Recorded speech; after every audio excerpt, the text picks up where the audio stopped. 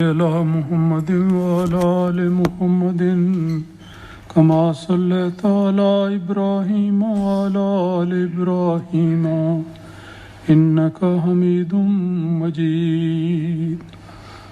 اللهم بارك على محمد وعلى آل محمد كما باركت على إبراهيم وعلى آل إبراهيم انک حمید مجید۔ حضرت کعب بن مالک رضی اللہ تعالیٰ عنہ جو غزوہ تبوک میں رسول اکرم صلی اللہ علیہ وسلم کے ساتھ شامل نہ ہو سکے، ان کے بیان کا درس جاری ہے۔ رسول پاک صلی اللہ علیہ وسلم جب مدینہ واپس تشریف لے آئے تو وہ لوگ جو ساتھ نہ جا سکے تھے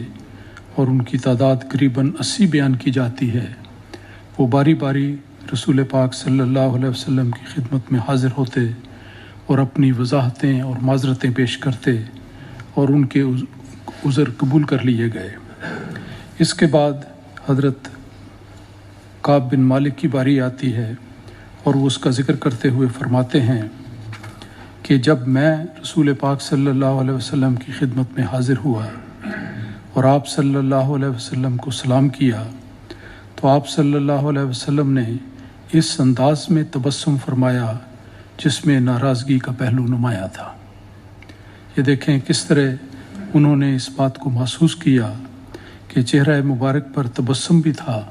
لیکن اس میں ناراضگی کا اظہار بھی تھا، کیونکہ جس پر جتنی توقع ہو اگر وہ پورا نہ آئے تو پھر اس قسم کی کیفیت ہوتی ہے۔ وہ لکھتے ہیں کہ بہرحال رسول پاک صلی اللہ علیہ وسلم کی خدمت میں آیا، آپ کے سامنے بیٹھا اور آپ نے فرمایا کہ آؤ کیا کہتے ہو۔ میں رسول پاک صلی اللہ علیہ وسلم کے سامنے بیٹھ گیا اور آپ صلی اللہ علیہ وسلم نے مجھ سے پوچھا کہ تم کیوں پیچھے رہ گئے تھے؟ کیا تم نے سواری نہیں خریدی تھی؟ 2 سوال آپ نے کیے کہ واپس پیچھے رہ جانے کی وجہ کیا ہے، اور کیا تم نے سواری نہیں خریدی تھی، اس کے لیے مناسب تیاری نہیں کی تھی۔ اس پر حضرت کعب بن مالک نے نہایت دیانتداری سے جو جواب دیا وہ کچھ اس طرح تھا کہ اے اللہ تعالیٰ کے رسول، اگر میں آپ کے سوا کسی اور کے سامنے ہوتا تو کوئی عذر پیش کر کے ناراضگی سے بچ جانے کا خیال کر سکتا تھا، کیونکہ مجھے باتیں بنانی بہت آتی ہیں، میں بڑی بات کو کھل کر بیان کرنے والا ہوں، لیکن معاملہ یہ ہے کہ اب میں کسی زید بکر کے سامنے نہیں بلکہ اللہ کے مقدس رسول کے سامنے ہوں۔ اور انہوں نے کہا کہ خدا تعالیٰ کی قسم، میں یہ بھی جانتا ہوں کہ اگر میں جھوٹی بات کہہ کر آپ کو خوش کر لوں تو ہو سکتا ہے کہ کل اللہ تعالیٰ آپ کو مجھ سے پھر ناراض کر دے، اور اگر میں اب سچی بات کہوں جس کی وجہ سے آپ ناراض ہو جائیں تو میں امید کرتا ہوں کہ اللہ تعالیٰ میرا انجام بخیر کرے گا۔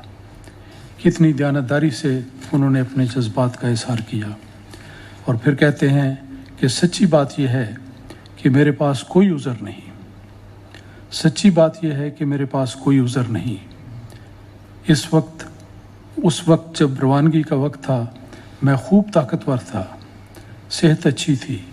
ہر طرح کی مالی آسائش میسر تھی اور سفر کے سامان بھی میسر تھے، اور بغیر کسی دقت کے آپ کے ساتھ میں جا سکتا تھا۔ یہ سارا بیان سننے کے بعد رسول پاک صلی اللہ علیہ وسلم نے فرمایا کہ تم نے سچ بولا ہے۔ پھر مجھے مخاطب کرتے ہوئے فرمایا کہ جاؤ، اللہ تعالیٰ تمہارے بارے میں کوئی فیصلہ کرے گا تو پھر بات کریں گے۔ یہاں پر معاملہ ختم ہوا، لیکن ایک اور نئے دور کا آغاز ہوا۔ وہ فرماتے ہیں حضرت کعب بن مالک کہ قبیلہ بنی سلمہ کے کچھ لوگ میرے پاس آئے جب میں ایک ابتلا میں مبتلا ہو گیا اور میری بڑی عجیب حالت ہوئی۔ تو ایسے موقعوں پر عام طور پر ہوتا ہے کہ بہت سے لوگ آ کر وسوسے ڈالنے کی کوشش کرتے ہیں، مختلف خیالات، مختلف مشورے دیتے ہیں، کسی طرح بھی یہ شخص بچ جائے اور اس کے لیے غلط رہنمائی کا سامان مہیا کرتے ہیں۔ یہی صورت آپ کے ساتھ پیش آئی قبیلہ بنی سلمہ کے کچھ لوگ وہ کہتے ہیں کہ میرے پاس آئے اور مجھے کہنے لگے کہ خدا کی قسم ہمارے علم کے مطابق تم نے کبھی کوئی قصور نہیں کیا، کیوں نہ تم نے رسول اللہ صلی اللہ علیہ وسلم کے پاس کوئی عذر پیش کر دیا، جس طرح دوسرے پیچھے رہنے والوں نے عذر پیش کیے۔ تمہارے قصور کی معافی کے لیے رسول اللہ صلی اللہ علیہ وسلم کی طرف سے تیری بخشش کی دعا کافی تھی۔ کعب بن مالک رضی اللہ تعالیٰ کہتے ہیں رضی اللہ تعالیٰ عنہ کہتے ہیں کہ خدا تعالیٰ کی قسم وہ مجھے اکساتے رہے اور بار بار مشورے دیتے رہے کہ تم یہ کہہ دو اور تم یہ کہہ دو، یہاں تک کہ میں نے ایک دفعہ خود بھی ارادہ کر لیا کہ میں آپ صلی اللہ علیہ وسلم کے پاس واپس جاؤں اور اپنے آپ کو جھٹلاؤں کہ جو کچھ میں پہلے کہہ چکا ہوں وہ غلط تھا۔ بعض اوقات شیطانی وساوس سے اس قسم آ جاتے ہیں کہ انسان کو غلط رہنمائی ملتی ہے، غلط مشورہ دیا جاتا ہے اور وہ سچائی کو چھوڑ کر جھوٹ کی طرف مائل ہونے لگتا ہے۔ پھر وہ کہتے ہیں کہ بات وہیں پر ختم ہو گئی، لیکن پھر میں نے بنی سلمہ کے لوگوں سے پوچھا کہ کیا میرے اور بھی ساتھی ہیں جنہوں نے سچ بولا ہو اور کوئی جھوٹ عذر پیش نہ کیا ہو، کوئی جھوٹا عذر پیش نہ کیا ہو؟ انہوں نے کہا کہ ہاں، 2 آدمیوں نے ایسا کیا ہے، جس طرح تم نے اپنا معذرت پیش کی اور اپنی کمزوری کا اعتراف کیا اور سچ سے کام لیا، اسی طرح 2 آدمی اور بھی ہیں جنہوں نے بالکل وہی کچھ کہا جو تم نے کہا ہے، اور ان کو بھی وہی کچھ جواب دیا گیا ہے جو تمہیں دیا گیا ہے۔ میں نے کہا کہ وہ کون ہیں؟ انہوں نے بتایا کہ مرارہ بن ربیعہ عامری ایک شخص ہیں، ایک صحابی ہیں، اور ہلال بن امیہ واقفی یہ دوسرے صحابی ہیں،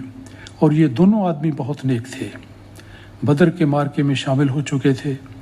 اور حضرت کعب بن مالک کہتے ہیں کہ میرے لیے ان کا نمونہ کافی تھا کہ جس طرح میں اس وقت ابتلا میں ہوں، اس طرح میرے 2 اور ساتھی صحابی بھی ابتلا کی کیفیت میں ہیں۔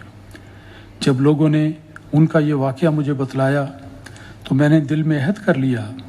کہ میں نے جو کچھ رسول اللہ صلی اللہ علیہ وسلم سے عرض کیا ہے وہی ٹھیک ہے، سچ بولنے میں میں اکیلا نہیں ہوں، دوسرے 2 نیک نام صحابی بھی میرے ساتھ شامل ہیں۔ اس کے بعد مزید تفصیل آتی ہے جس کا ذکر انشاءاللہ آئندہ کے درس میں ہوگا۔ اللہم صلی اللہ علیہ وسلم۔